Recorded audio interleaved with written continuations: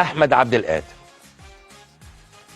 عمل حاجه غريبه قوي على السوشيال ميديا. انا شفت صوره كده جابوها لي اصدقائي في الاعداد، وهو قاعد ورا منه تمثال باللون الاحمر وكانه يرمز الى النادي الاهلي، والتمثال ده متثبت فيه 3 بالونات بيضاء، والكل فسر هذا الامر على انه النادي الاهلي الكبير اخذ 3 بالونات بيضاء، اللي هم ال3 اللي اخذوا العقود الكبيره قوي، اللي هو زيزو وبن شرقي وامام عاشور.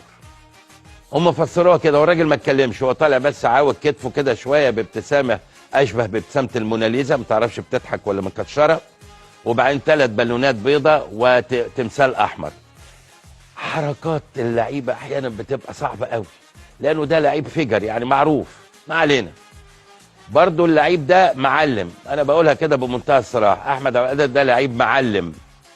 دخل النادي حط رجل على رجل بعد انتهاء اعارته طبعا، وقال لهم والله انا فاضل لي سنه، عايزين تقعدوني السنه دي قعدوني، انا قاعد مانيش ماشي، عايزين تعدوني يبقى يعني خلي بالك ان احمد عبد القادر كان في الشباب وخرج بره بدون علم النادي والحكايه والروايه، وبعدين رجعوه تاني بعد كده، يعني له قصص كده يعني.